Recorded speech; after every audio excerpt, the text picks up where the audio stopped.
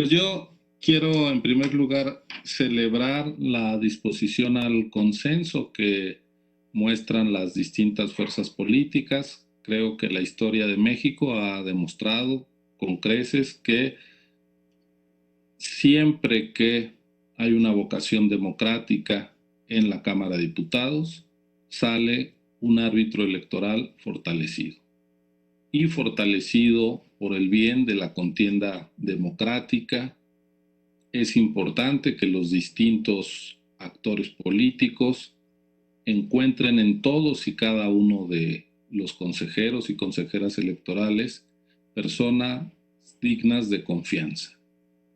Esa es la tarea, no titánica, sino prácticamente natural, que a la responsabilidad de la representación le confiere la Constitución. Yo quiero recordar que el primer consenso fundamental para dar legitimidad a un árbitro electoral en épocas turbulentas, complicadas, fue justamente en el año de 1994 cuando se incluyó la figura de los consejeros ciudadanos, propiamente dicho.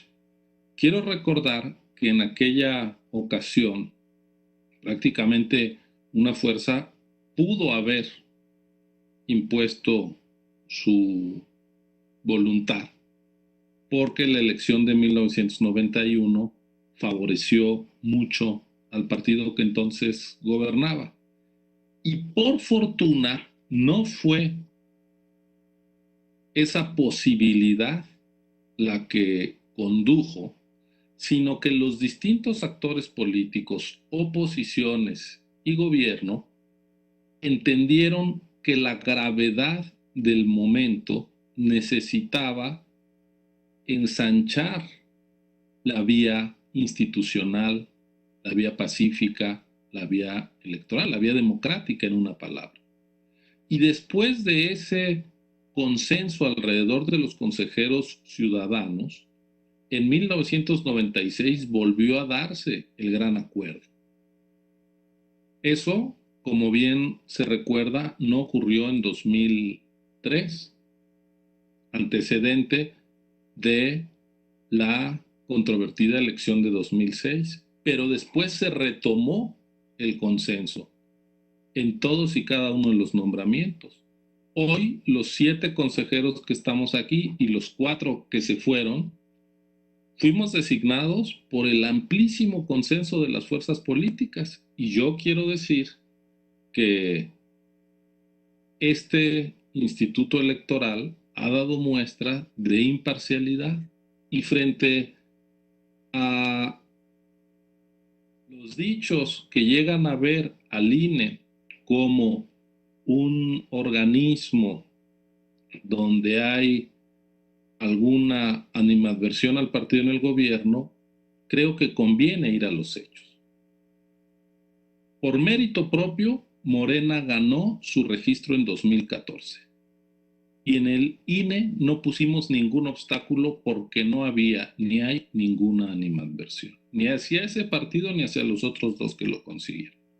En 2015 Morena participó en la primera elección federal, en la que logró ser 4ª fuerza política, utilizando todos los recursos que la ley le daba como nuevo partido político y que fueron puntualmente asegurados por el INE. No dejó de participar en ninguna elección local y no se le dejaron de garantizar sus prerrogativas de financiamiento público y acceso a radio y televisión. Incluso antes de 2018 nos pedían literal que bajáramos a López Obrador de los spots de radio y televisión, y nosotros no cedimos, porque lo que la ley no prohíbe no lo podía prohibir la autoridad electoral. Y López Obrador, presidente entonces del partido Morena, estuvo al aire en millones de spots porque la ley se lo permitía y porque el INE no tenía ninguna animadversión contra el partido o la figura de ese destacado líder político. En 2018, el INE organizó la elección en la que Morena obtuvo la mayoría de votos a la presidencia de la República, el 53%, y fue la fuerza más votada a la Cámara de Diputados y al Senado con el 38,5%. No con la mayoría de los votos, pero sí fue la fuerza más votada. Y todos esos votos se contaron escrupulosamente por el INE. Quien diga que Morena ganó gracias al INE, pues está diciendo una barbaridad, que es que el INE sustituye a la ciudadanía, y no es cierto. Es tan grave decir que Morena ganó por el INE como decir que alguien pierde alguna vez por el organizador de las elecciones. No, todas las victorias y los triunfos los da la ciudadanía y nosotros somos ajenos a victorias y a derrotas. Ni nos alegran las victorias electorales ni las derrotas. En democracia esas serán siempre pasajeras. Entonces yo sí quiero reiterar que desde el INE no ha habido ninguna animadversión al partido en el gobierno. Ninguna. Ahí están las decisiones institucionales. Hemos sancionado en materia de financiamiento, quejas de procedimientos ordinarios a todas las fuerzas políticas con los mismos criterios y así seguirá siendo. Ahora, cuando en algunos momentos hemos detectado acciones que pueden afectar la autonomía del INE o sus atribuciones, como la intención de acceder a los datos biométricos del padrón o el reducir los tiempos que administra el INE, pues lo hemos dicho respetuosa y claramente, porque ejercer la autonomía institucional no es colocarse en la oposición, es colocarse en el rol de órgano constitucional independiente. Quiero decir que hemos tenido desencuentros, por ejemplo, con la Consejería de la Presidencia a lo largo del sexenio pasado. Y eso no nos colocó como opositores a quien entonces gobernaba. Y hoy nuestras controversias tampoco nos colocan como opositores.